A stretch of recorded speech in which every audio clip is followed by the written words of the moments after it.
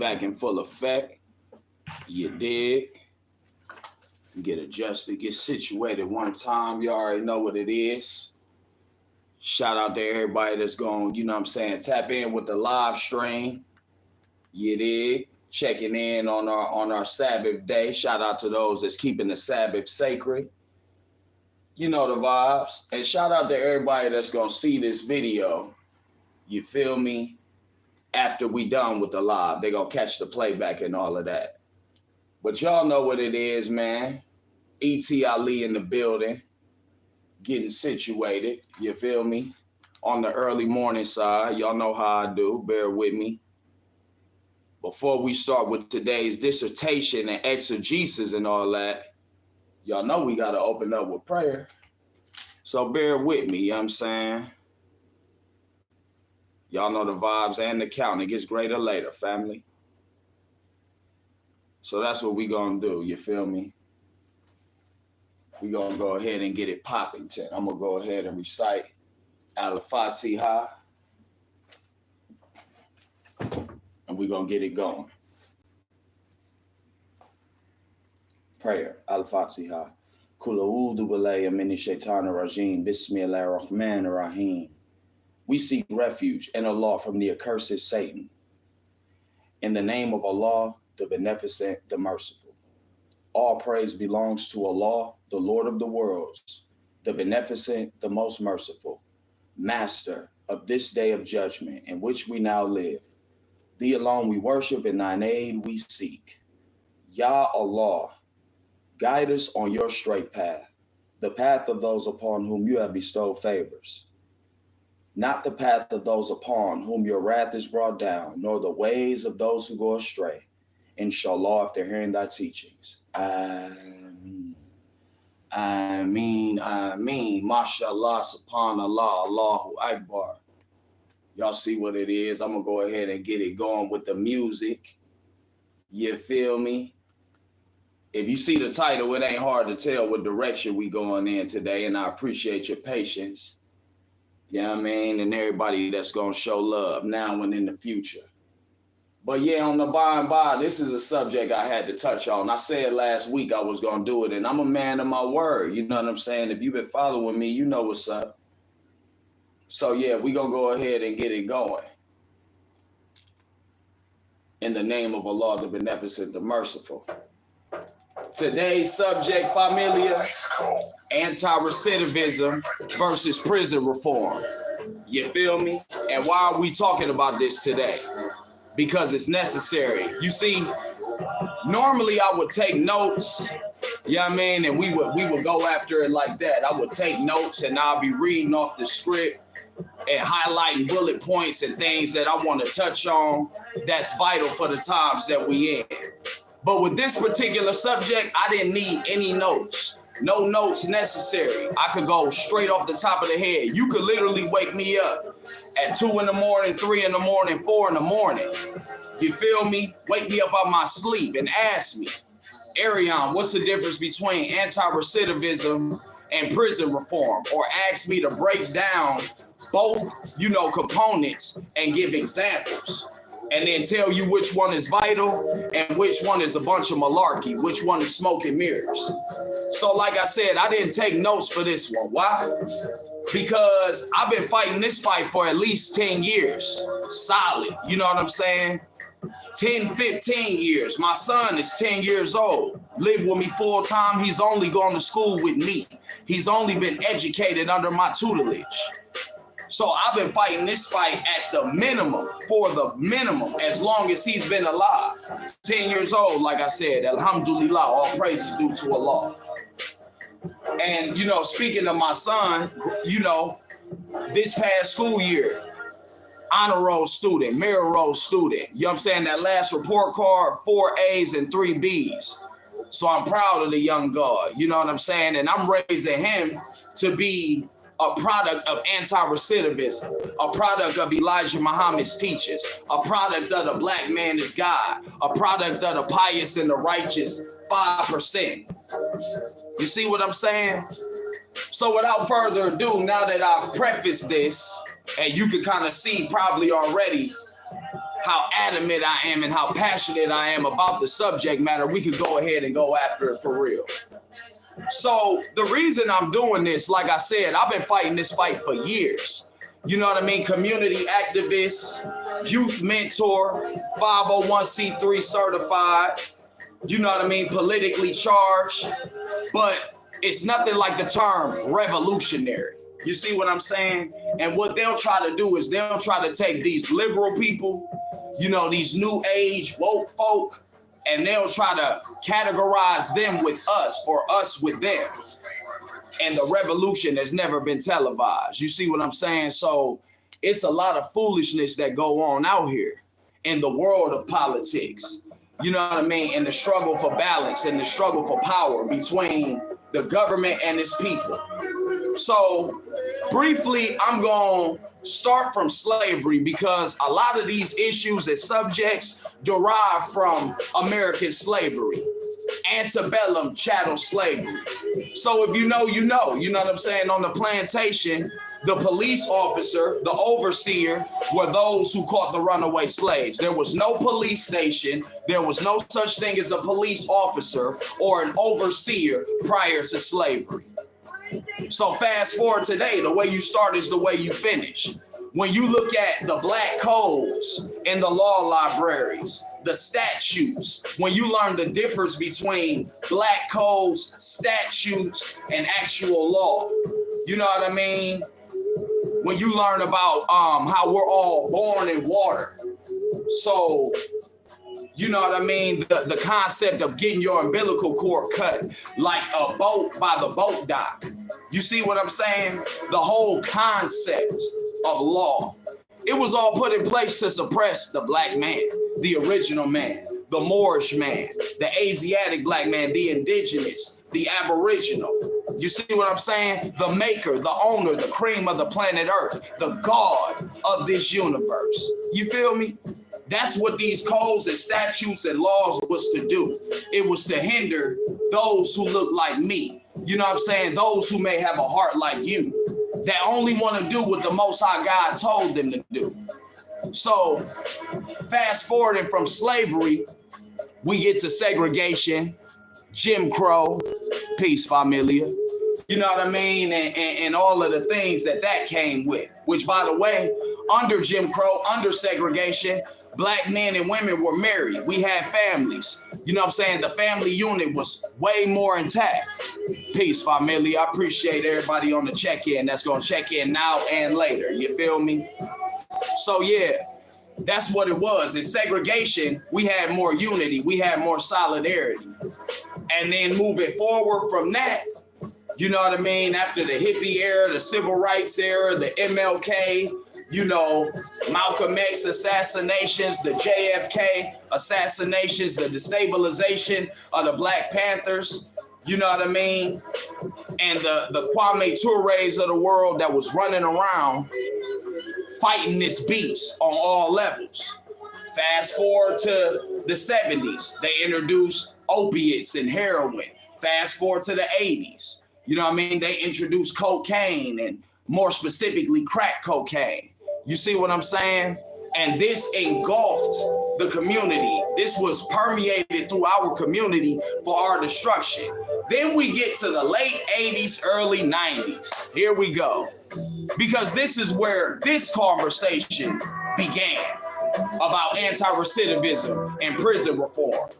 In the late 80s, crack cocaine was ravishing the community. When I say the community, I specifically mean the black community, the inner city, everyday people that was just trying to get by. You know what I'm saying? Our communities was ravished. The man was removed from the household forcibly, or whether being ostracized by his family, you know what I mean? Not being able to find gainful employment. You throw in addiction, you throw in prison, you throw in firearms and self-hatred, and you got a cocktail for destruction. You know what I mean? You got a barrel of gunpowder and you got dynamite right next to it, which is only a recipe for anarchy. Right? So fast forward to the early 90s, what happened? They started introducing privatized prisons. That's where the story picks up.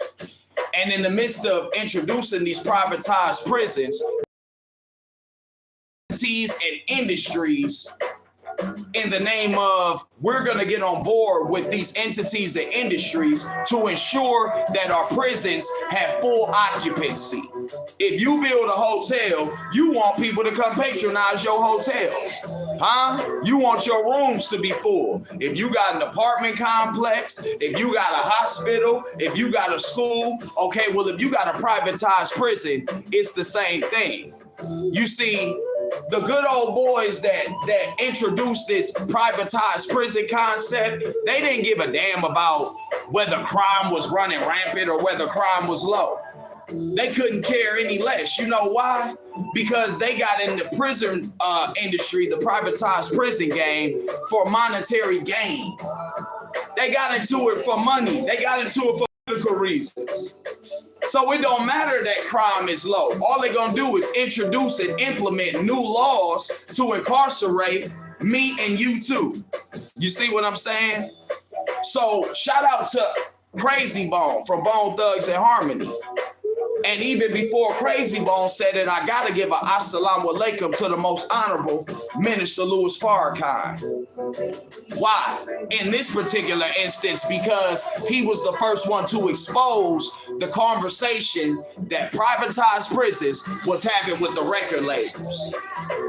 Huh? Now, you might be asking yourself, some of you might be privy to this, or somewhat, slightly informed. Some of y'all are totally oblivious. So let's connect the dots, put the puzzle pieces together, and bring us all up to speed. See, these record labels were in bed with the privatized prisons. Same with the Hollywood studios. Same with the education, the Department of Education. Fast forward, that's where you get the school to prison pipeline, right? They start introducing charter schools. The curriculum got watered down. They began removing trades from the schools, and they began shutting down factories in our communities. So the children are not being educated to go for self, and the grown men that are supposed to be the pillars of the community and the upholders of the village, now they are hungry, ragged, naked, broken, and out of doors. No more factory jobs. No more automated jobs where you working at the plant and you can make an honest, earnest living. It was a time where blue-collar workers made just as much, if not more, than quote-unquote white-collar workers. Because that's what the economy called for. The society was set up that way. So when these record labels sat down in a private room with these privatized prison owners, what did they say? They said, we're building prisons, we need full occupancy. By us running our own prisons, we don't really have to answer to the state. What does that mean? That means the warden becomes your new oppressor, your new slave master. They can hide your body in one of them rural woods and you'll never be seen again. They could bury you, hide you in one of them prisons. You know what I mean? Psych ward, solitary confinement, lock you away, you never seen again. We don't know how many brothers and sisters have lost their life and never been seen or heard from again because they did a prison bid, which the prison bid is supposed to be to rehabilitate you and to reintroduce you back into society so that you can be a positive, prominent, functional member of society, right? Instead of the dread and the plague of society. But as we know, that's not how it goes. Prison has never reformed anybody, huh? Just like the plantation didn't do anything but break us psychologically, spiritually, emotionally, as far as our communion goes, common unity, community, everything was destroyed.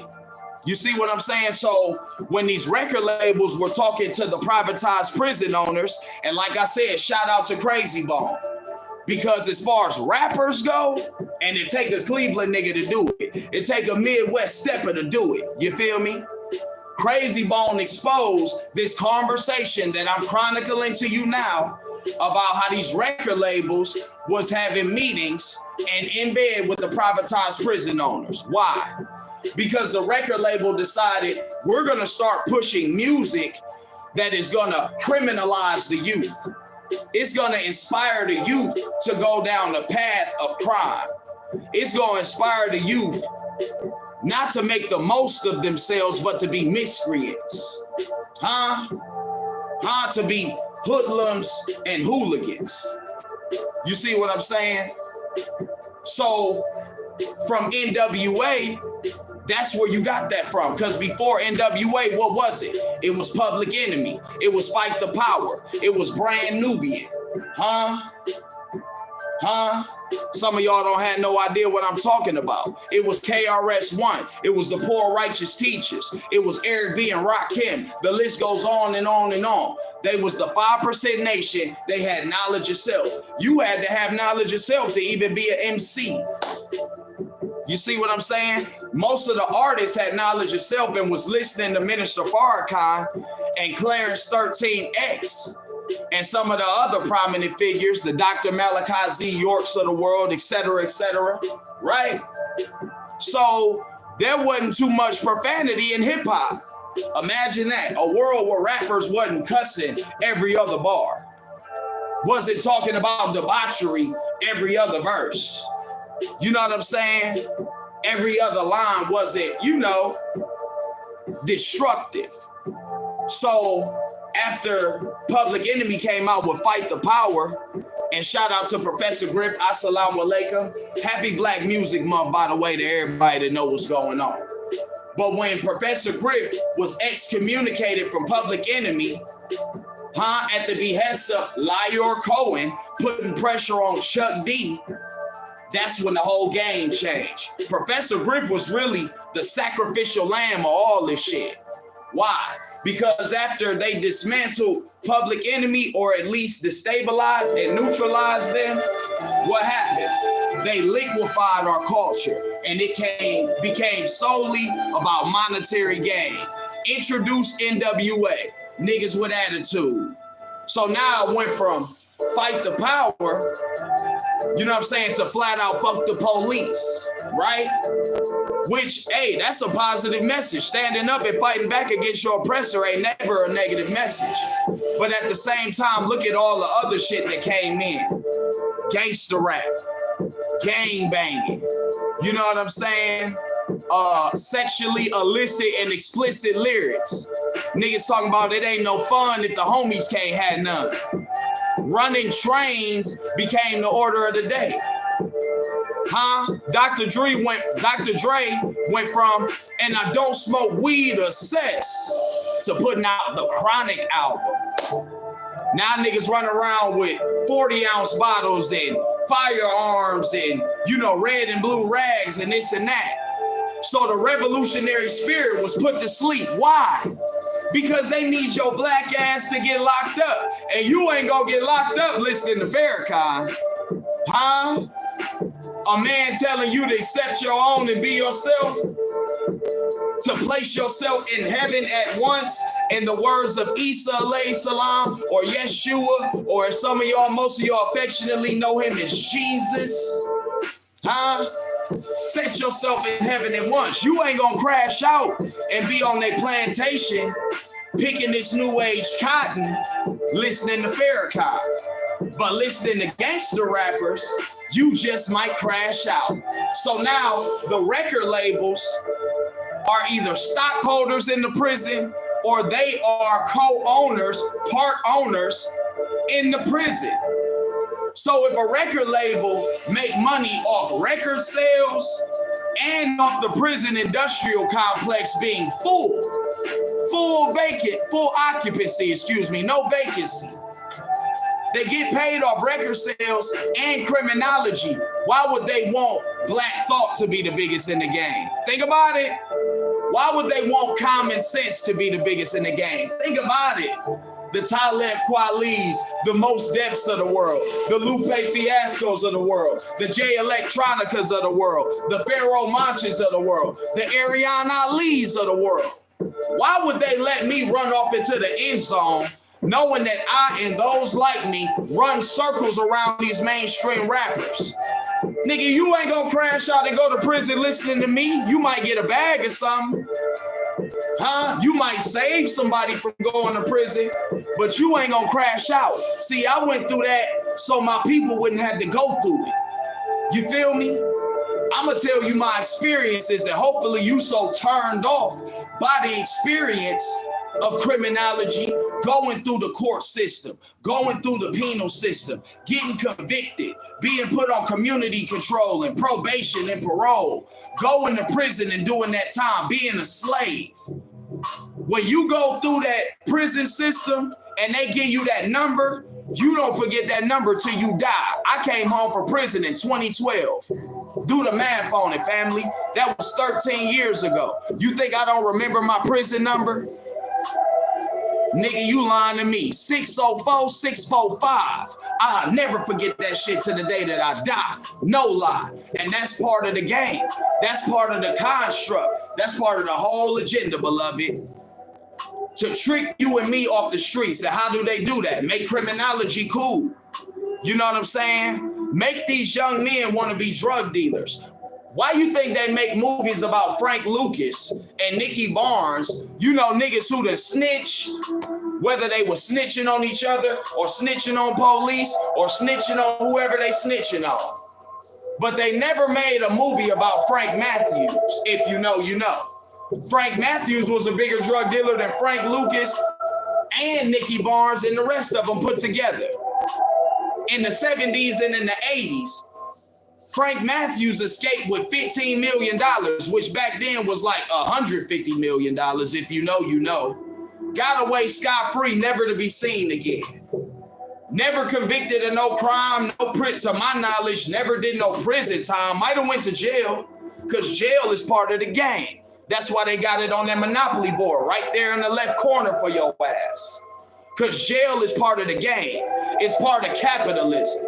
And when they privatized the prisons, all they did was flood, you know what I mean, that insatiable appetite of capitalism. Because now we can make money regardless. We could bend the laws. We could convict people unrightfully, unjustly, unlawfully, all in the name of we got to be hard on crime. We need law and order. 3-strike rule. Huh? To all my black Democrats. You know what I'm saying? That act like if you don't side with the liberals or if you don't vote Democrat, you not black. The Joe Bidens of the world was part of the problem. The 3-strike rule. Huh? Who was they talking about when they was calling the super predators? Hillary Clinton. Huh? And her husband. You know, the good folks from Arkansas, the rural South, and y'all said this man was the first black president because a nigga smoked some weed and played the saxophone. The nigga couldn't even play it. He was trash on that instrument. But black people so eager for the illusion of inclusion. Huh? They said this man, Bill Clinton, was the first black president.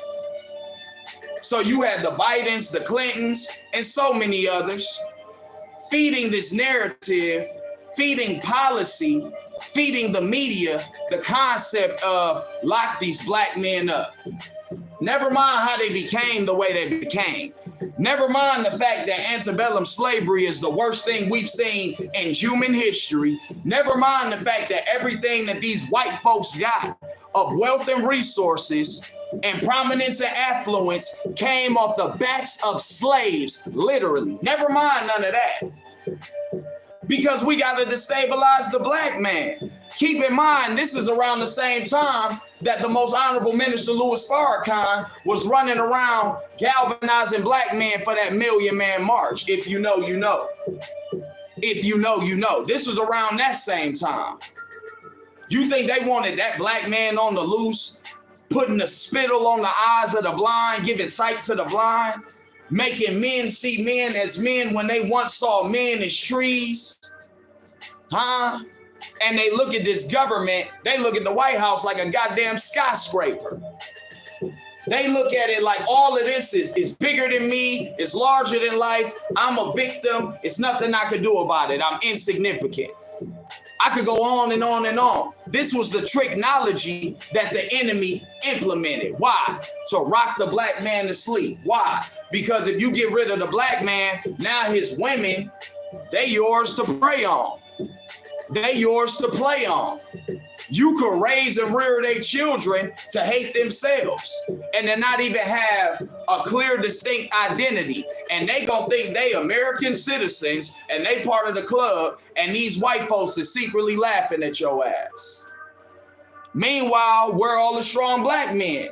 Strung out, in prison, in the cemetery, broken, huh? Yeah, man. Gave up, need a new lease on life sometimes. Because the destruction get real, the anarchy get real. You know what I'm saying? And in order for them to dig a hole for you, you can't keep me in the hole unless you're willing to stay in it with me. Huh? In order for you to drag me and my people to hell, you're going to have to touch that hellfire too. So what happened? The cocaine epidemic started affecting white America. Uh-oh, now it's an epidemic. Now it's a crisis. But when it was just my community, it was Tuesday. It was business as usual. They didn't give a goddamn about the fact that our mothers were strung out, our babies was being born with ailments and handicaps and disabilities and addictions. Coming out the womb with an addiction, imagine that. Because they have introduced destruction into our community. You feel me? You got to feel me. And if you don't, you will by and by, because it's just actual factuals. You see what I'm saying? So now the men and the women strung out. You got men out here like, shit, I got to get my money. $1,000 a day, $700 a day, $2,000 to a few $1,000s a day. I don't give a damn if the whole community strung out. You had a lot of black men like that. Shit, all this money I got in my pocket, everybody could die, nigga. I gotta get mine. You gotta get yours. You know, if you was a part of the 90s, you know what I'm talking about. It was cutthroat, family. Ain't nobody give a fuck about nothing but counting some dead presidents. So those of us that didn't fall victim to the system in that way, we became addicted to the fast money, huh? And while you riding around getting your fast money, some niggas getting high on their own supply, some not. What you listening to? Gangster rap. What you listening to? Black men killing black men. What you listening to? Huh? Rob, kill, and steal from your brother. What you listening to? Them guns that they telling you to buy on them records, they ain't telling you to shoot your real enemy. They ain't telling you that your cops is the real ops. Huh? And at least back then they had some knowledge of self, even the gangster rappers. So now imagine artists like Ice Cube saying, I want to drop a conscious album, and his label saying you can't do it. Imagine Too Short, the one who got famous for saying bitch, saying I want to drop a gospel album. Follow me now. Follow me, follow me, follow me, follow me. Too Short said he wanted to drop a gospel album. Guess what them white folks that ran his record label said? They told him in so many words, don't nobody want to hear that shit. People don't buy a Too Short concert to hear about Jesus. Stick to calling your women bitches. Huh? Black man, stick to pimping. We know you ain't a real pimp, but you make it sound so fly. That brothers is out here pimping they women. See, this is the industrial prison complex and where it derives from and how it catapulted. Fast forward to today, crime isn't as rampant as it was back then, even though we are living in some troublesome, perilous, tumultuous times. Crime is not on the rise like it was back then. I grew up in the era where, nigga, you could get murdered for a pair of Michael Jordan tennis shoes. Are you shitting me? I don't think they killing nobody over no J's today. I'm just gonna keep it very honest with you. Somebody will kill you for your tennis shoes. They don't even know if they can fit your shoes, bro. They just want them. If I can't wear them, hell, fuck it, I'ma sell them. Huh? I don't know what they got going on, but we will not be distracted. See, this is what the school to prison pipeline produces. You know, people will start saying dumb shit. You know, they was the Tourette's kids. They was the slow, you know, in the back of the class and the, you know, the short bus people. Because people's attention span is so short these days. So easily distracted. But like the good books say, they're hard to lead in the right direction and easily led astray. But the good shepherd is not led astray or misled by anything or anyone, starting with myself. So back to the subject at hand, because it's vital. Introduce the school to prison pipeline. Introduce miseducation. Introduce black male misandry. All of these Caucasoid ladies teaching our babies that don't give a damn about your black baby. You know what I'm saying? They don't live in the community where they teaching, just like the police don't live in the community they're policing. So there's a disconnect, a racial disconnect, a cultural disconnect, an age gap. And because there's such a wage gap, the teachers are overworked, underpaid, so they don't give a damn if your child is educated, miseducated, whether they graduate, whether they drop out, whether they attain pregnancy, whether they die, go to hell or jail. This is the nature of the beast. Salud, salud, salud.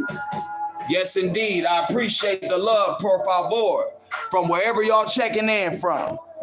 No, familia, I'm not Spanish, but you feel me? Peace to you, though. Peace to everybody on the check-in, wherever you checking in from. But we are one people, the indigenous people. See, that's what they didn't want. Speaking of my Spanish folks, you know what I'm saying? My Hispanic folk, they never wanted that black and brown coalition for real. Why? Because if it's a black and brown coalition, we can galvanize and unionize to come against them. And not even necessarily in a violent way, in a political way. In a socio-economical way, in an educational way. Yeah. Because as the scriptures say, we war not against flesh and blood, but against principalities, wickedness, and spiritual darkness, where in high places. Come on now. That's what they scared of. So they create a rift between black and brown. Even in the world of boxing, everybody that's a boxing purist know the biggest fights be with blacks and Mexicans. The biggest boxing bouts in the world between blacks and Mexicans. Ain't everybody getting ready for Bud Crawford versus Canelo? That's going to be the biggest fight of this year. It's 2025. Ain't nothing new. White folks love to see a Mandingo fight.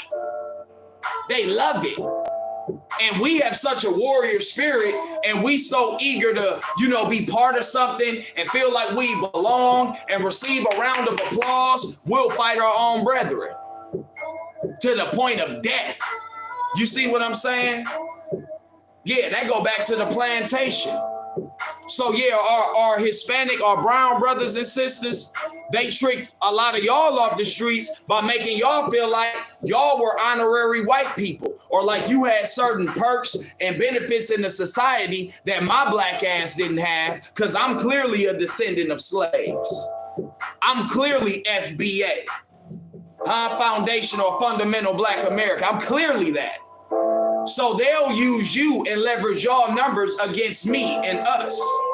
Shout out to all my Afro-Latina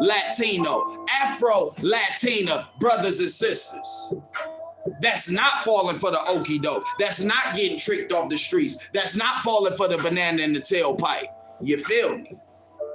So yeah, man, that's what it came down to. The record label said gangster rap is the order of the day. Ain't it funny how they took Tupac Amaru Shakur, son of Afeni Shakur, the godson of Matulu Shakur, He was directly under Assata Shakur, hands off Assata. He knew Mumia. He knew the Panthers on the East and the West Coast. Well-seasoned, veteran in the game. He went to the Baltimore School of the Arts. So he had hood knowledge and book knowledge. Huh? Street smarts and the shit you gotta read to get smarts. He had it. Ain't it funny how they took the revolutionary baby, the heir to the revolutionary black throne, and made him out here with thug life tattooed across the belly? And so my mom couldn't find a place to rest until I got that thug life tatted on my chest. Tell me, do you feel me? Huh? Huh? This is the baby of the revolution. Afeni Shakur used to have Tupac at the Farrakhan rallies. Pac was a baby. He's soaking up the wisdom of Farrakhan from the womb, from his mother cradling him in her arms. And then white folks got a hold of him and said, no, we need you to sell Thug Life. And it's been on ever since. And it was on before him. What about Ice-T?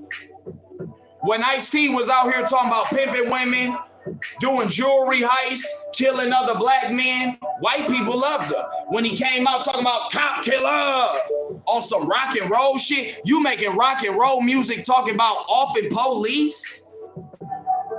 Oh yeah, you ain't gonna be here long. Next thing you know, it went from making songs about, you know, ending the life of a crooked police officer to now you a star on Law and Order. Ice-T been on Law and Order for like 2 decades, folks, maybe more. The gangster rapper, the rapper that was so gangster that for years, he didn't even want people to know his government name because he supposedly had so much crime attached to his name. He supposedly left such a trail in the streets of criminology that he didn't want you to refer to him as nothing but Ice-T, lest his past catch up to him. Huh? What they do is they knock the sparks out of you. Once they put pressure on you, if they can sit you down, they sit you down. Or if you now compromise, acquiesce, and genuflect before them as you should have prostration and obeisance only for Allah the God. But if they could convince you that they are your God, then they'll give you a position on their goddamn platform. And you can become rich. All you got to do is let the sheep stay asleep. Don't wake your people up. Don't talk that revolutionary shit. Don't go against the grain of our agenda. And you can continue. We will continue to employ and empower you. Monetarily, socially, and all other. But when it's election season, we gonna need you to put your Bojangles shoes on. This is how it goes. This is the game, folks. So yeah, the privatized prisons, a lot of them are owned by record executives, higher ups in the world of distribution. You see what I'm saying? Ain't it funny how they don't mind a rapper, whether you a gangster rapper, whether you a conscious rapper. If you're just a rapper, rap on. Get your rappity raps off, nigga. They don't care about that. Now, when you say, I want to have my own record label, okay, now you kind of pushing it, but we'll give you a subdivision label. What do I mean by a subdivision label? What was Rockefeller Records? Rockefeller Records was not Motown, you know. Rockefeller Records is a daughter company, a subdivision label. Def Jam is the label. Universal is the distribution. Rockefeller was the subdivision label. Murder Inc. was the subdivision label. Rough Riders was the subdivision label. Huh? You got Universal Records under UMG, Universal Music Group, the distribution, and then you got Cash Money Records. The same way you had No Limit Records. But they were not independent labels. You can name them, pick them. Same with Top Dog. Same with Quality Control.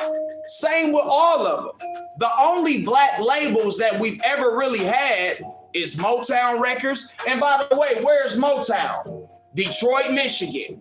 Huh? What I say last week about the Midwest running shit? Yeah. We ain't seen nothing like Motown since Motown. Oh, you thought Bad Boy Records was an independent label? No, silly rabbit, tricks are for kids. Oh, you thought Death Row Records was really running the game for real? No, Jimmy Iovine opened the door for that. And as long as y'all talking this gangster shit and this gang banging shit and killing your brother and, you know, abusing your sister, we'll make you a rich nigga. I mean, a rich man. But Death Row Records was not Motown, folks.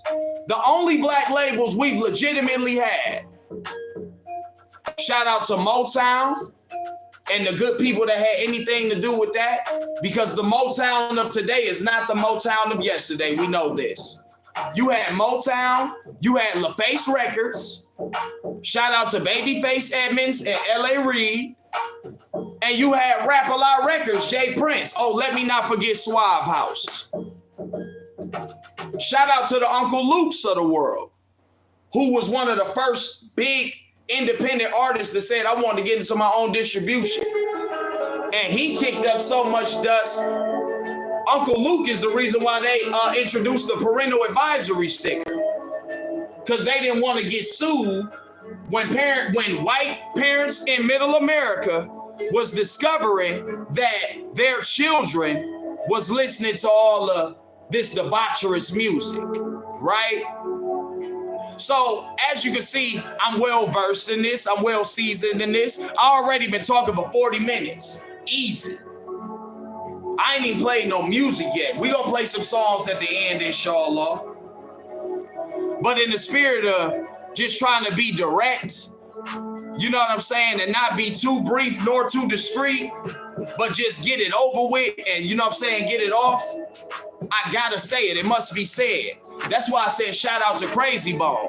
Because as soon as Crazy Bone start going on these platforms and exposing the industry, the fact that the school to prison pipeline is real, the fact that your favorite artist is on these people's payroll, even the so-called conscious rapper, because the conscious rapper ain't standing up, fighting against the system, bucking the institution.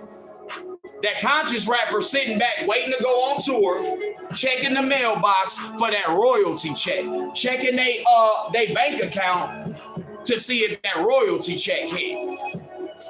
They don't want no smoke with the oppressor.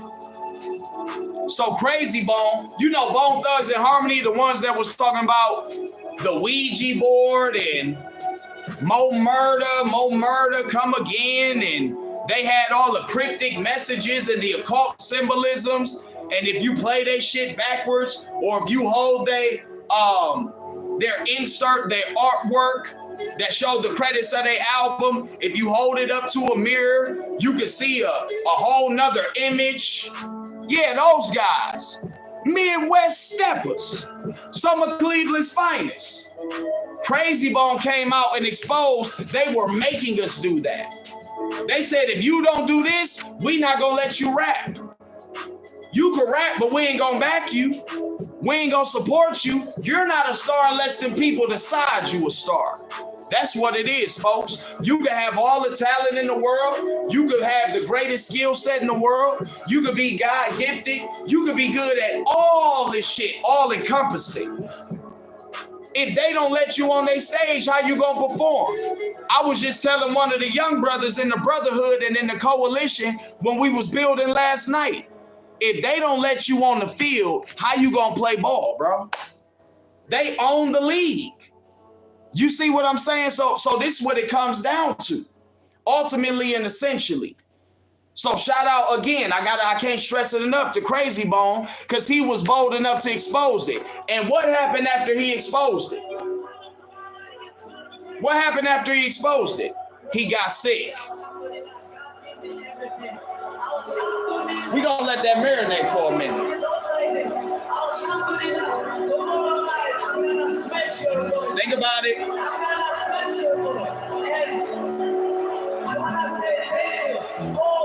Friends, you know, all friends around the world. Because of you guys, this fight has happened. Thank you guys, and tomorrow night, inshallah, and still. Take a search. I had to turn that up, you feel me? Because that's my fellow Muslim, and he's a fighter like me. And they asking him about his opponent, who his opponent at the time was Conor McGregor. And instead of the first words out of his mouth being some worldly secular shit, the first thing he said was, Alhamdulillah. Alhamdulillah. What does that mean? All praise is due to Allah. All praises belong to the God. For if it wasn't for the glory of Allah and his empowerment and his infinite abundance that he poureth out and that cup runneth over and the gift that keep on giving and the infinite wisdom, I would have nothing of substance to say to you today. Me and those with me and those like me. Those of us that listen to the most honorable Minister Louis Farrakhan, and we subscribe or we are directly a product of the teachings of the most honorable Elijah Muhammad. Without that, we wouldn't have the gumption to say anything of substance to you today. Peace, peace, peace. Yeah, it's all good. I'm just passionate about what I'm speaking about. That's it. You know what I'm saying? And like I said, shout out to everybody on the check-in. I support it.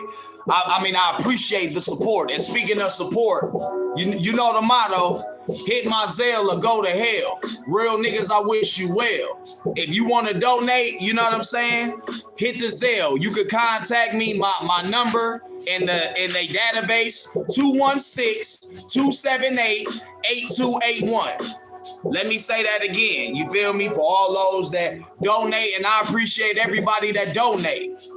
You feel me? Because somebody got to fund us and back us. Those of us that standing on business.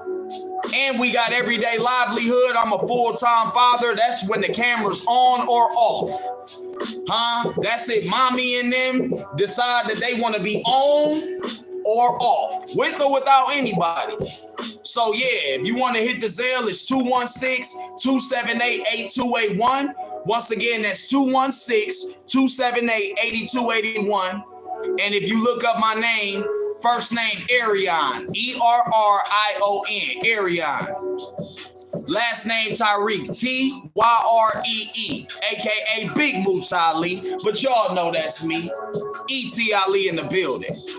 Arion Tariq, E-R-R-I-O-N, space, T-Y-R-E-E, 216-278-8281. Hit my Zelle or go to hell. Family, I wish you well. And that's really though. Because we live in a capitalist society and the black dollar make this John go round. So I got to get my coins. It's just part of the game. It's just part of the game. So yeah, man, this is what it's all about. And by the way, not only do the record labels own these privatized prisons, but the bankers own these privatized prisons. So the bank is incentivized for you to go to prison. The label is incentivized for you to go to prison. By the time you get to the third grade, these white people know whether or not you are liable and probable to go to prison and become incarcerated or not. And usually it's based on if you have an active father in your household. Emphasis on an active father. I ain't talking about these weak back, jelly, spineless. I ain't talking about them. I'm talking about men that stand upright. Rise erection, resurrection. You feel me as I stand up? You see I got my Punisher shirt on today. AKA the Punish Her. No diddy, no diddy, no diddy, no diddy, no diddy. You feel me? In my Punish Her shirt. If you know, you know. If you don't, ask her about me. That's really though. You feel me? So, yeah, man, shout out to Crazy Bone. Can't say it enough. Because once he exposed this whole plot of the record label being in bed with the prison industrial complex, that man got sick. Terminal illness out of nowhere. We ain't never heard of Crazy Bone being sick. Now, all of a sudden, this man is sick and was like deathly sick. You see what I'm saying? So shout out to that brother. We praying for him and his health and everybody that we know. Near and far, that's going through their own health crisis. Because health is wealth. You know what I'm saying? What good is getting to a bag if I'm not going to be here to spend it? if I'm not gonna be here to enjoy it? So shout out to everybody that's going through something. You know what I'm saying? Everybody that, you know, doing their best to stay on a healthy regimen and routine. Just know it gets greater later. Don't let your ailments stop you. Can't nothing stop you. Can't nothing derail you or trick you off the streets. Let us be motivated to be the best example we could be. Let our trial and our test be transformed into testimony. You see what I'm saying? Each one teach one, each one reach one. Now we gonna get down to the crux of this whole thing. Like I said, I could go on and on and on and on about damn near anything, especially if it has some substance, some significance, and some importance. But this subject right here, anti-recidivism versus prison reform, I got to go in. And it's probably going to be a part 2. It might be a part 3 too. It might be a part 3 also, but I'm quite sure it's going to be a part 2 to this. Because it's just so rich. It's so much that I got to say that I know I'm not going to be able to get to today. All the things that I want to convey, I ain't even going to be able to get to it all. Clearly, when I already been on here for 50 minutes and counting. So yeah, you know what I'm saying? As I begin to, you know, land this UFO, because we got to go, you already know. Just know that the same guys that was a product of the school to prison pipeline, miseducating your babies, telling your babies to sell dope, telling your babies to trap or die, but then they putting their children through private school, and Ivy League colleges and higher learning, universities rather, yeah, just know they was always part of the agenda. And then when they try to unplug, they're either removed from mainstream media, they're no longer on these people's payroll, nor their platforms, and or they get labeled as crazy, people around them start dying, they might get sick, they get financially broken, and then they end up ultimately either incarcerated or deceased. This is how it goes, folks. This is the game. There is nobody that's a prominent figure in the industry that has not been compromised on some level. It's levels to everything, but on some level they compromise. Now, what's the difference between an anti-recidivist and these prison reform folks?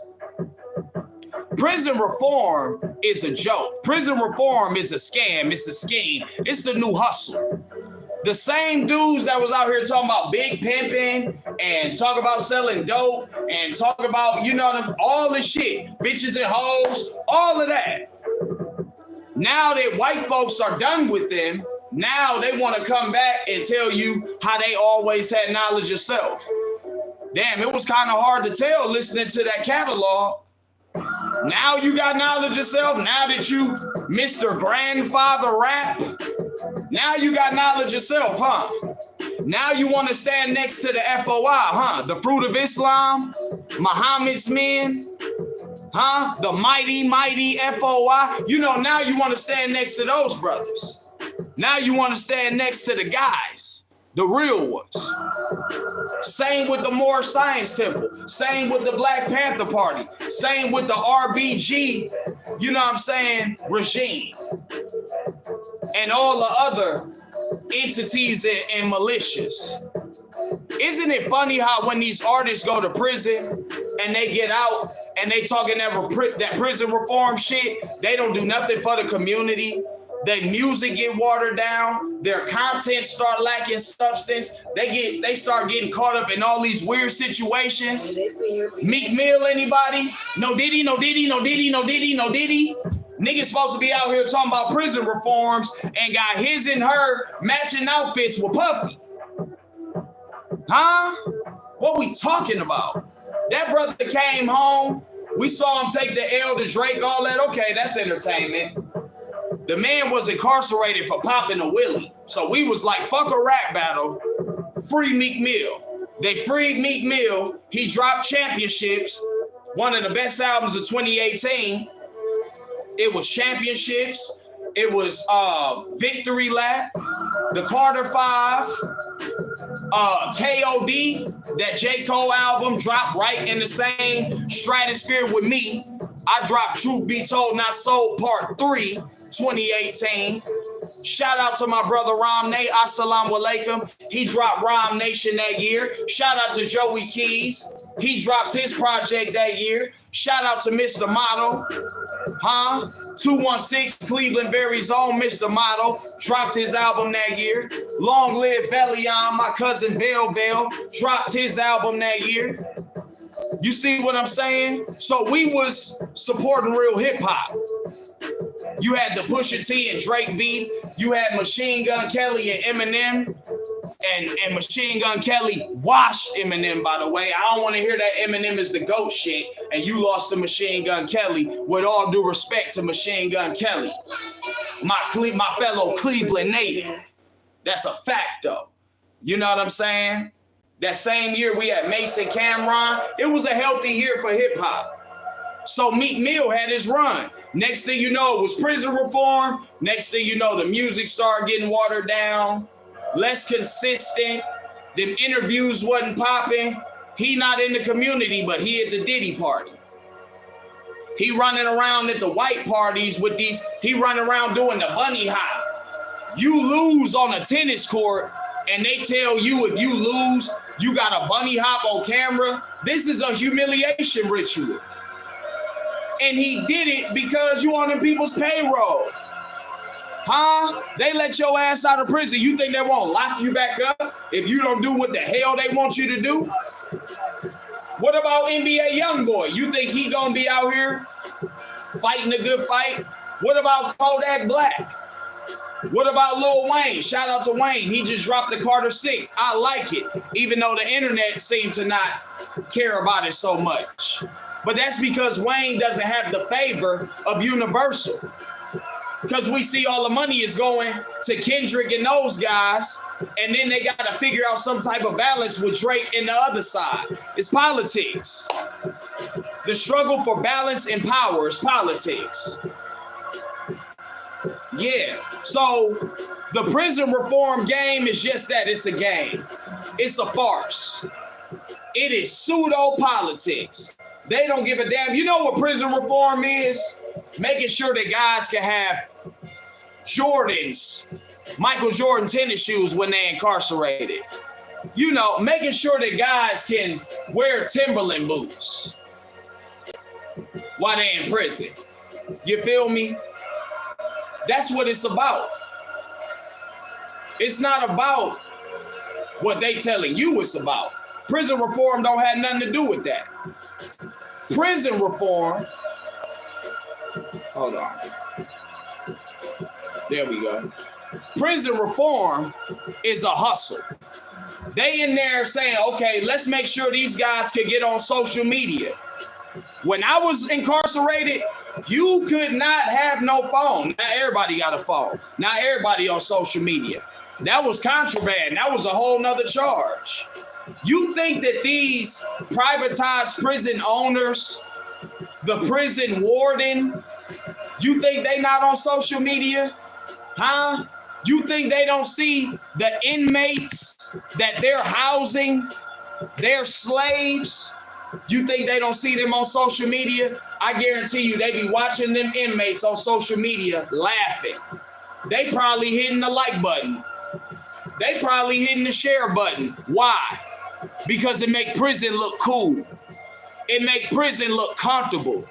It make prison look like it's part of the culture. It make prison look like it ain't that bad. So if you're a young man coming up in an impoverished environment and you're under the impression and you have the perception that prison ain't that bad, you don't think it's going to be easier for you to throw rocks at the penitentiary? What we talking about? The brothers and sisters, because female incarceration is higher than it's ever been. You think that's by mistake? No, it's all by design.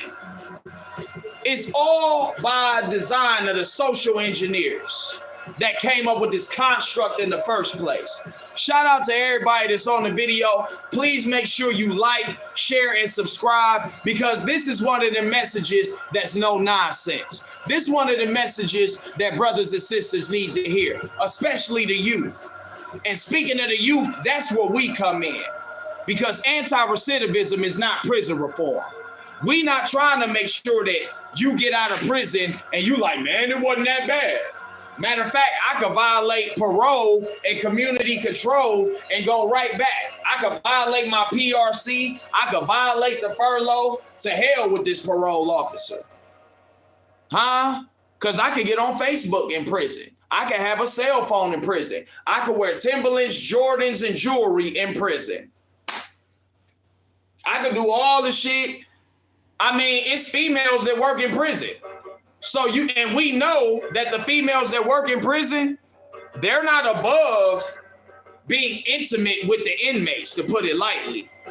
Some of us know from experience. Some of us know from witnessing it. Some of us know because we done heard about it. Either way, if you know, you know. It's actual factuals regardless of what you know. Because you got to ask yourself this. To all the prison reform people. Why would they allow females to work in an all-male prison? Why don't they make them work in the female prison? You know why?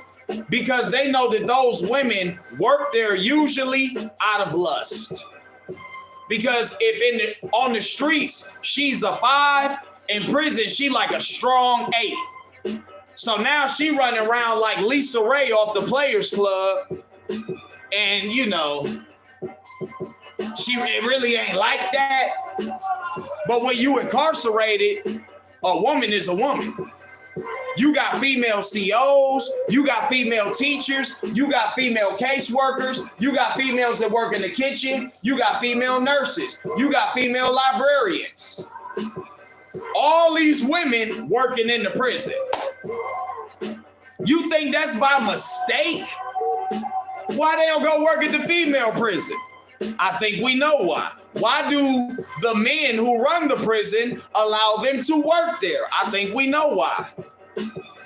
In this world of prison reform, you could say if you were born as a male, you can say you identify as a female, they will put you in a female prison and vice versa. A woman could say she don't identify as a woman and they will lock her goofy ass up in a male prison. But niggas out here talking about prison reform, nigga, where? Nigga, what? Water break. Like, what is, nigga, what? Come on, man. Just say you on the people's payroll. Huh? Because your followers gonna follow you regardless, because that's what fucking followers do. They'll follow you into the hellfire. They don't give a damn. Long as the nigga they following, it look like he winning in the eyes of white people. Mm-hmm. So shout out to the folks at Tidal, but this ain't that. Shout out to the folks at Rock Nation, but this ain't that. All my people out here talking about prison reform, just know this ain't that. And I could go on and on and on about how prison reform is a farce. Prison reform does nothing to change the laws, to keep you from getting incarcerated, to make sure that you get equal treatment and fair dealings and justice under the law. Prison reform don't have a goddamn thing to do with that. You know what do have something to do with that? Anti-recidivism. That's where the real niggas come in. Enter Arion. Enter Fight for Right. Enter the Young Leaders Program. Enter Wisdom Communities and everything else we've been a part of. Introduce the community activism and the revolutionaries who are the only ones that's genuinely interested in saving the community. Enter the guys. Enter the big steppers. Shout out to big homie CC in there. Shout out to the Anti-Recidivism Coalition in there. Why? Because what do we do as anti-recidivists? Well, for one thing, we're dealing directly with the youth. So if youth are at risk, which black youth and inner city youth and youth that are a product of poverty, yes, they are more at risk, especially if they have no father, especially if they're being miseducated. they have a higher probability that they're going to go to prison. So we catch them young. We give them the tools. We drop Jews. We teach them health, wealth, knowledge of self, financial literacy. You know what I mean? How to accept your own and be yourself.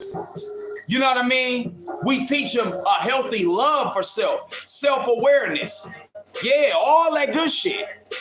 Yeah, all of that. Mentoring the youth after school. Summer programs for the youth. You know what I mean? Events, we in there with the Board of Education, addressing them. Huh? We at the PTO meetings. We at the board meetings. We're at the open house and open enrollments, talking to teachers. Yeah. We talk to the principals in these schools. We talk to the educators in these schools. All levels, elementary, middle school, high school. And they all say, wow, the children respond to you better than me. Yeah, because you can't goddamn relate to them. You don't relate to them. You don't, lady, you here collecting a check. You don't care if little Tyrone go to hell or jail. You don't care if little Ray get expelled or none of that. You are overworked and underpaid. Let y'all tell it. Y'all are overwhelmed. Let these white ladies that are the majority of the teachers in these schools tell it. They don't know what to do with little Pookie in there. I come in the room, little Pookie eyes light up because I look like an older version of him. I'm speaking to his experiences. I'm speaking to his struggle. Huh?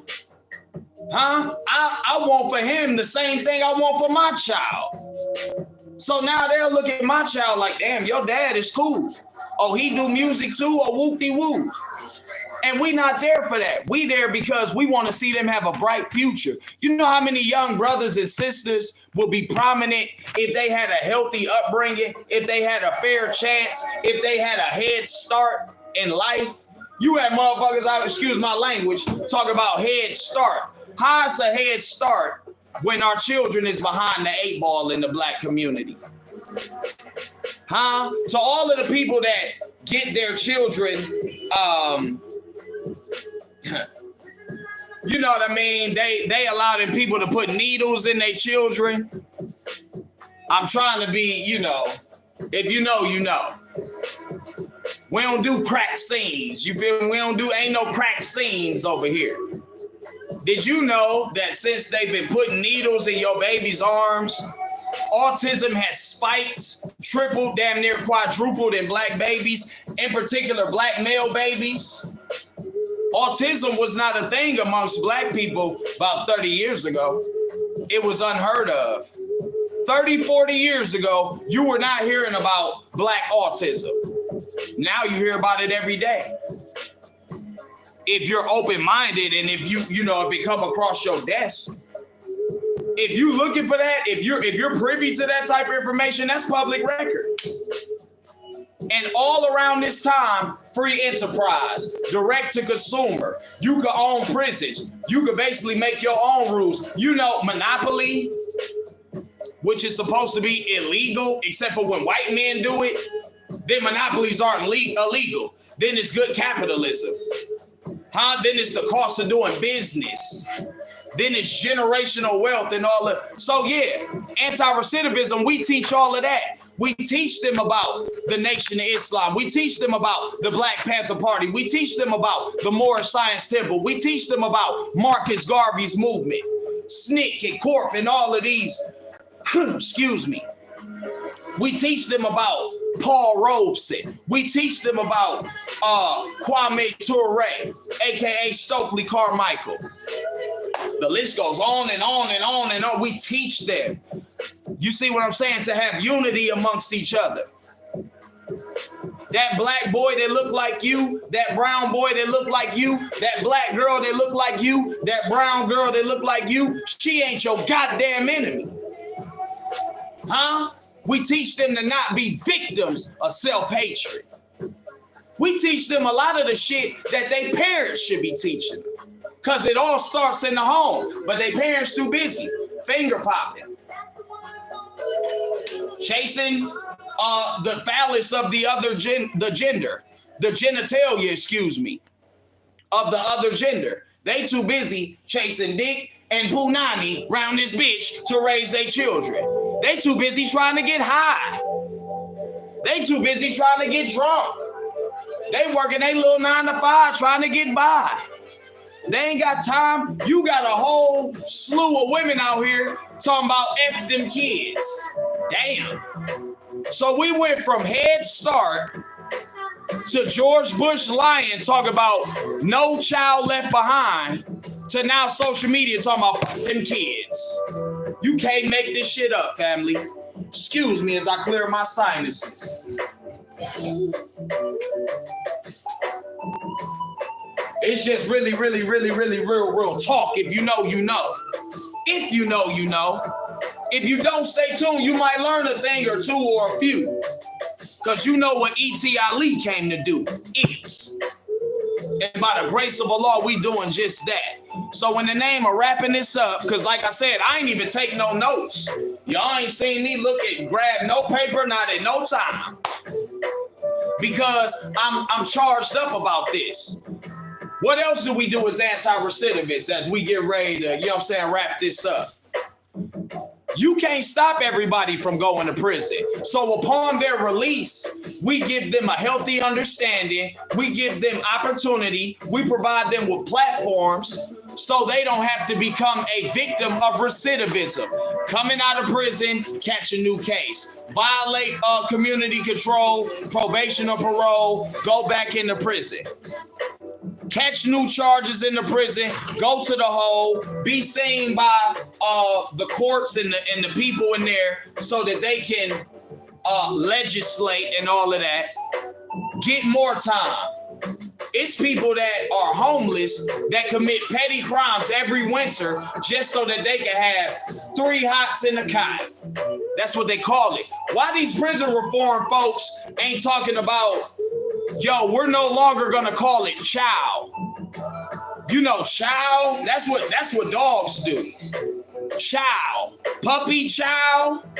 Purina chow. Yeah. They treat you like dogs. They treat you like cattle. Why the prison reform people ain't talking about, don't call it the chow hall, call it the cafeteria. Are they dogs or humans? You know why? Because they don't give a goddamn about none of that. They care about getting a tax write-off from the government and that 501c3. Ask me how I know. And your favorite rapper is in because he on their goddamn payroll. Yeah, I said it. And I'm going to keep calling out these botsy boys with this bussy energy when Allah decree it's time to, and goddamn it, it's time to. So don't compare us to them folks over there in Rock Nation. Ain't no Desiree Perez's in the world of anti-recidivism. I said what I said. Desiree Perez is the feds. Her daughter is suing her. If she'll do her daughter dirty, Tory Lanez a chance. 3 Daystar Peterson, by the way. Why you fake niggas out here prison reform? Huh? Reform his conviction. And all of the other. Free Mumia Jamal. Huh? Huh? Free H-Rap Brown. Huh? Huh? Free Kevin Rashad. Free all the guys, bro. Hands off Asada Shakur. What is we talking about, man? So yeah, anti-recidivism. Once you come out of prison, you run into us. We clean you up. Huh? Give you something active to do. Give you some ability to account for it too. Give you some responsibility that you got to live up to. Some rules, regulations, and guidelines that you don't adhere to. Employment opportunities, education opportunities. You working directly with the community, directly with the youth, directly with other brothers and sisters that look just like you and been through something similar to the shit you've been through. That's anti-recidivism. Upholding the community. Prison reform is a goddamn joke, and I say it in your mammy's house on Father's Day. By the way, next weekend is Father's Day. Shout out to all the real Padres out here. Shout out to the real Paw Paws. Shout out Daddy's home, huh? Shout out to those of us that's on daddy duty. I ain't talking about you weekend warrior ass niggas. I ain't talking about you rappers that's out here, you know what I'm saying, doing the white man's bidding, but you neglect your own goddamn children. Cause to me, nigga, that's not winning.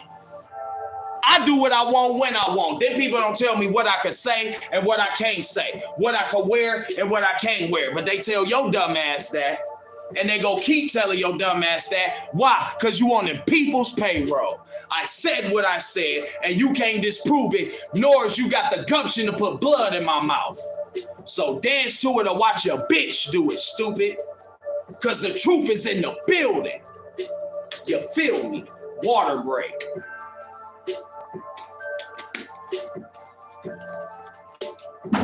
And that's just how it goes down. So yeah, I could go on and on and on and on. But in the spirit of, you know what I'm saying, word is bond and bond is life, and my word shall not return to me void unless I'm willing to pay with my life. We're going to get ready to wrap it up. Because as I often say, I have very little to say and yet very much to do.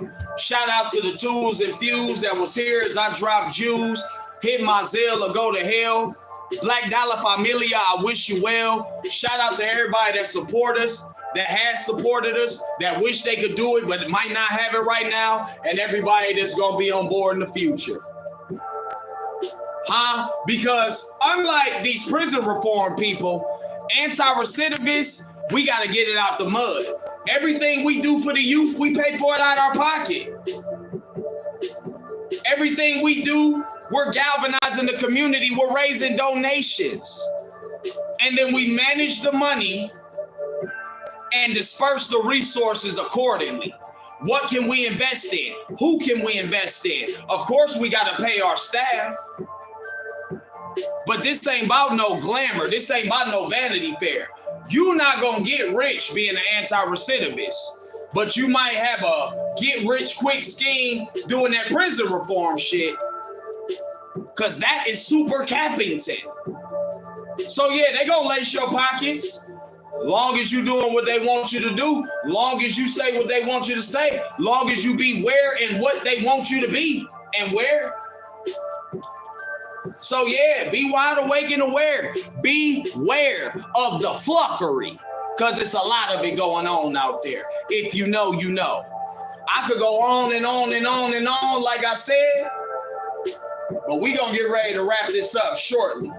And like I said, it'll be a part 2 on the way. But shout out to all of those that know what anti-recidivism is. Shout out to all of those that know what recidivism is. Shout out to everybody that know that prison reform is a joke. And shout out to those of you that may not know, but now under the sound of my voice, you gonna do your leg work, your soul search, your research. Take 2 of these and call me in the morning. Take 2 of these truth pills and call me in the morning. Because it's just real rap. Everything I'm saying is actual facts, unadulterated truth from me to you. Y'all know what it do. So yeah, as we get ready to get up out of here, just know that at some point I'm going to do a part 2 because I have very much to say on this topic. It may even be a part 3. I might have to double up and not just come back twice, but thrice on that ass. You feel me? Like the second coming of the Most High baby Christ. You feel me? I might, you feel me? Sometimes you gotta black out on hoe niggas that's out here faking the funk. That's out here running around like they on some consciousness and they ain't on that. We not hashtag woke, we wide awake and aware. This is not prison reform, this is anti-recidivism. We are keeping the youth from becoming incarcerated and grown folks too. And those that have already gone down that rabbit hole and traveled that road, we are trying to ensure that they don't become victims of recidivism, because most people that come home from prison are going to be incarcerated again in the future. So we doing our part. Everything we do, we fund it. Everything we do, we sacrifice for it. Ain't no glamour here. Ain't no glitz and glam. And when the people show up for political reasons, We tell them where to go and how far. Nigga, go to hell and keep walking. Huh? Keep walking until you walk past Satan. Go to hell and keep going, nigga. Because that eternal hellfire is infinite. Just like the everlasting life and abundance and the promise of Allah subhanahu wa ta'ala. It's most infinite. If you know, you know. So we gonna leave it right there for now. For now, but just know the next time we gonna come with invoices, we gonna come with receipts, we gonna come with names, dates, places, faces. I'm gonna take hefty notes, extensive dates and time, court cases, yeah, policies, names you know and some that you don't, because we must crack the code. Not just for ourselves, but for our sisterin and our brethren and our children, because the youth is the future. Shout out to the youth them, Rastaman voice. Shout out to the youth them. Yes, that me. And that's just what it is. So yeah, before we get up out of here, I got one more subject I want to touch on briefly. And when I say briefly, I mean briefly. So here we go. You may or you may not know that the Clips is coming out with a new album. Shout out to the Clips, because that's long overdue. Those of us that's hip-hop babies and students of the craft and products of the culture, you grew up on Pusha T and Malice. Back when they was Pusha Ton and Malice, now it's Pusha T and no Malice. Bruh, if you was outside, you know the vibes. They back now. They did a track with Kenny. Universal said, or Def Jam rather, hey man, y'all gotta change that verse. Y'all gotta take him off. We in court. It's a lot going on. Politics. Pusha T and his brother, no Malice, said, well, kiss our ass, bro. We out. You know what I'm saying? Supposedly they are now on Rock Nation. So this just goes to show that in the world of distribution, now they at war with each other. Because all these people got different devils that they answer to. You think the people at Rock Nation aren't just as devilish and demonic in their frequency as the people at Def Jam? Let's break it down like this. Like I said, they don't care about you being a rapper. They don't care about you having a subdivision label. If you want to really start your own Rap-A-Lot Records or Motown, now you pushing it. But they'll even let you do that. They might not give you the most shine or invest in you, but they'll let you live, quote unquote, till you offend them. But you know what they don't want your black ass doing in mind? Getting into distribution. They don't want that. They don't want that. So who are the distribution conglomerates? You got Universal Music Group, which is a bunch of different artists suing them right now. Bunch of different artists suing them right now. Different races, different genres, different ages, different categories, genres, and demographics of music. UMG is being sued left and right now. That's one distribution company. You got Sony Distribution. Huh? You got Republic Distribution. You got Warner Brothers Distribution, and then you got the good folks at Live Nation and all that. And then there's always the sixth man, us, the grassroots, the real pulse and heartbeat of the culture, the Black Diamond Distribution brothers and sisters that are actually independent, and we do it for the love of the game, the love of the sport, the love of the craft, the love of the culture. Huh? We are the keepers of what's sacred in the culture in the face of these so-called gatekeepers that don't want to see the real niggas come through like typhoons. Yeah, that part. So yeah, is it a shame the whole the Clips not able to do their music the way they wanted to, so they had to switch labels? Yeah, but welcome to the game, bruh. Because niggas will be wearing dresses at the fashion awards or the Meta Gallery and then be out here talking about how much dope they selling. I'm just saying. Niggas will be out here like they doing it for the holy rollies and, you know, they super Christian, uber Christian. Huh? They doing gospel. But then when they motivated to come back into the secular world, so when you dance with the devil, nigga, you gonna get calluses on your feet. You dance with the devil, nigga, I hope you ain't got 2 left feet, because that bitch can dance. I'm just letting you know, while you niggas trying to dance with the devil, bitch, I'm trying to run that fade. I ain't talking about slap boxing, nigga. We dance different. Huh? And I'm pretty good at musical chairs. I typically be the last man standing on some Royal Rumble shit. So yeah, UMG, y'all know what's up with them, man.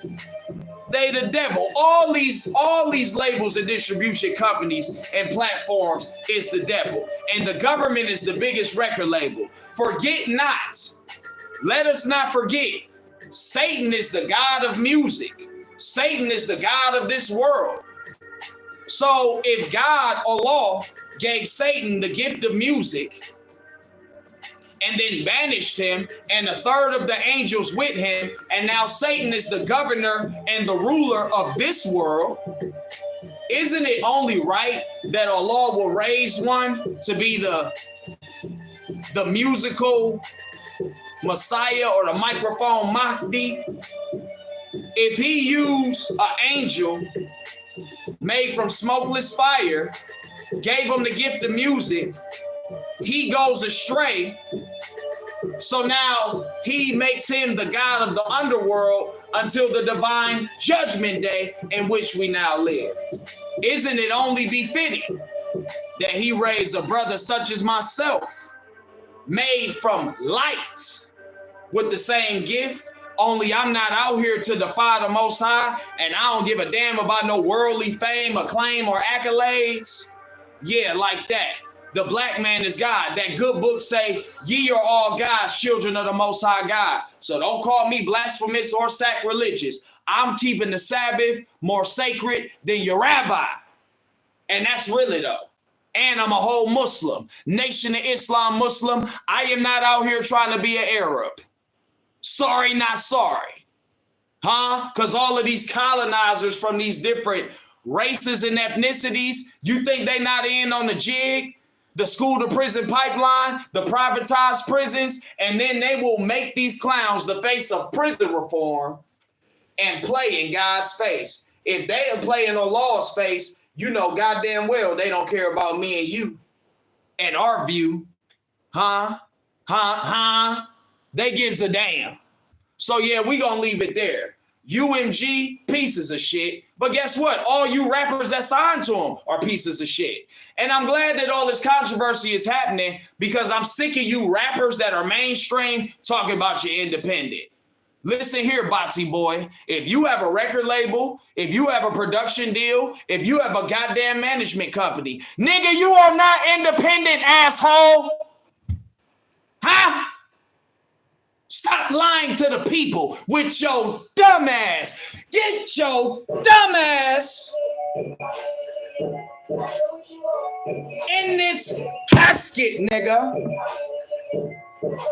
That's really though. You are not independent. You are on the people's payroll and you take phallus in your booty hole. I said what I said, Negro. We are not impressed by you niggas. I don't give a damn how you feel. I don't give a damn who your favorite rapper is. Kiss my ass while I'm shitting. Suck my dick while I'm pissing. Water break, nigga. That part. I am not with you prison reform douchebags. I don't give a damn how you feel, nigga. Fuck you. I said in your mama's house on Father's Day, like I said, nigga. So yeah, we've been talking for about an hour and a half. This is very therapeutic for me. I pray it's also therapeutic for you too. Y'all know the vibes. Like, share, subscribe. Tell somebody to tell a friend that Mr. Black Dollar is at it again. Big Mutali. Huh? Eid Mubarak to everybody that celebrated, you know, Eid, and they observing the pilgrimage and Hajj and paying homage to Ibrahim alayhi salam, also known in English as Abraham. Huh? Yeah, let us be very clear. We represent that black stone. Why is it a black stone? Because originally, man made in the image and likeness of Allah was black. the original man, the black stone, the cornerstone that the builders rejected, but would be exalted on high to restore order. That's what I represent. The black cornerstone. Why when they go over to Mecca, they throw stones at the white stone? As though the white stone is Shaitan. A'udhu billahi minash shaitanir rajim. And while they throwing that stone at that white stone, they screaming, Allahu Akbar. Huh? That's what I represent, bro. I don't represent Arabism. I don't represent colonialism. The black man is God Sunday through Sunday, and we celebrating on the Sabbath day. What we celebrate? Life, light, and truth. Good energy from me to you. And prayers up to the Most High. You already know what it do. So yeah, man, all you artists, look, this your wake-up call. This is your reality check. This is your real nigga wake-up call. White America is done with me and you too. Come home with it. Really be independent. Don't do prison reform. Be an anti-recidivist. Go back, give to the youth. Don't be like the drug dealer giving out turkeys on Thanksgiving, knowing that these crackheads that you fucking sell dope to don't even got a stove, nigga. But you handing out free turkeys like that's gonna absolve your dumb ass of fucking the community up. Get your dumb ass! Nigga, please, in this casket, nigga.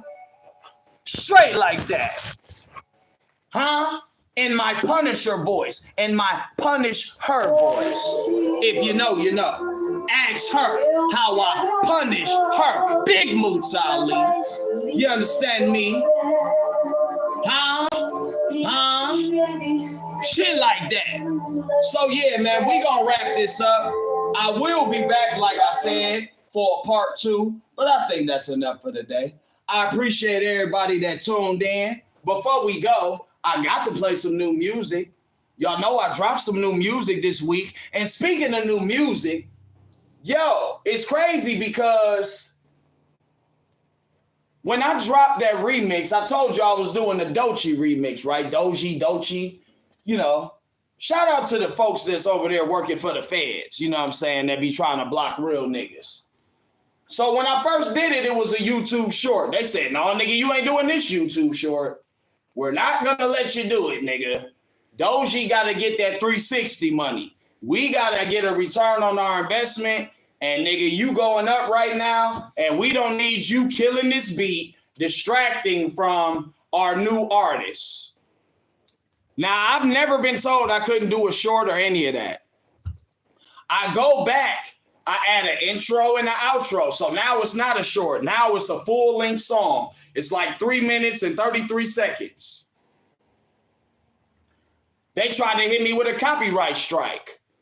I push it through anyway because, bro, it's about the music with me. I'm going to live off the donations. I don't have to monetize that song. That shit easy. I do this in my sleep. If you know, you know.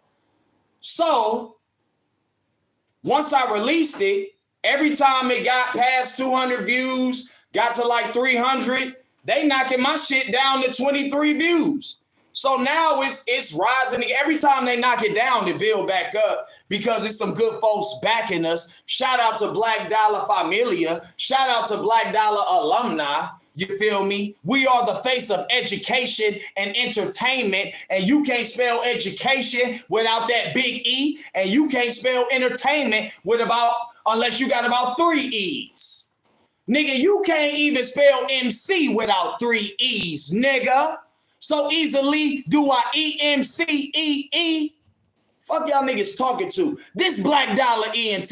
Y'all know the vibes. Y'all know the count. So I'm about to get ready to get up out of here. But before I do, I'm just going to play one song. The song that they tried to blackball and outlaw. It's the Anxiety remix. E.T. Ali, Big Moot Ali, Ariane Ali, featuring Dochi. And I said it exactly how it is. Huh? Still dropping bombs on TDE, nigga. If you know, you know. Shots to this voice. Hold on, let me make sure we got the volume proper. Make sure they can hear me in the building. Y'all know I had to do my Take Your Head Off Tuesday, right? Every Tuesday. Every Tuesday. Y'all hear that, Skip?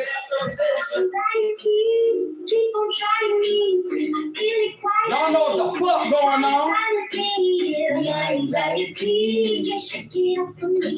Somebody's watching me.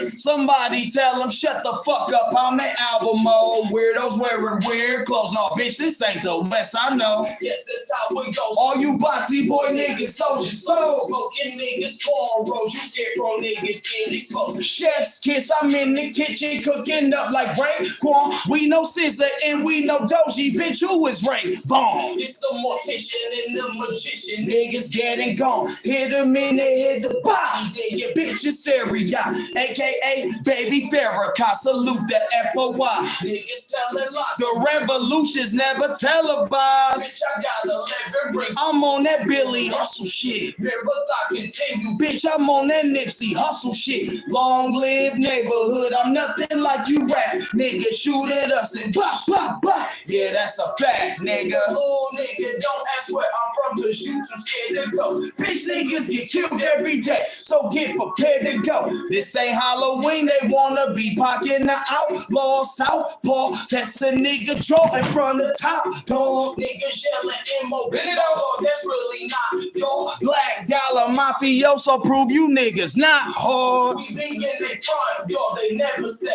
in mine, no. Midwest Godfather, T-Land, Ohio. House niggas is the reason we won't sign a record deal. Don't let Kenny be the reason you niggas getting killed. Midwest steppers, put your dumb ass in this casket. Cleveland we gets active, Blue Dodgers getting their ass kicked. Bitch, I'm really from the land and y'all niggas just acting. Knock your cap off your head for doing all that capping. If you feeling froggy, let's play tadpole. Asshole, all you niggas hoes except for my nigga Absol. Only nigga he can get it too though, nigga. Don't get it twisted. And I said, if you feeling froggy, let's play tadpole. Asshole, only nigga in you except for my nigga Absol. Only nigga in your crew we respect is Absol. Top dog funeral, you niggas is the past, bro. Don't wake me up for this shit no more. Black Dollar. Bumble Clyde. Your blood clot pyro. Shotter's voice in the building. Assalamu alaikum wa rahmatullah here, better katu. Hamdulillah, Rabbil Alameen.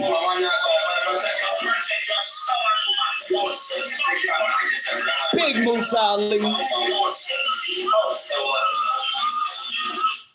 And with that being said, we about to get up out of here. You feel me? I appreciate you for indulging, tuning in, vibing with me, and these superior facts. This is Big Mutali, a.k.a. E.T. Ali, b.k.a. Ariana Ali, 216 Finest, up the way USA, Kaya Slaughter County, Kinsman County. If you don't like it, get from around me. I am the blade and I keep the blade. The son of kings with the blood of slaves. Really though, all of that. Yeah, Thievlando Hydro, Big Stepper, 216, City of God. I appreciate you. I pray you appreciate me. And we gonna leave it right there. Straight like that. Straight like that. Assalamu alaikum wa rahmatullahi wa barakatuh. Catch me next week. Black Dollar. Holla. We out this bitch.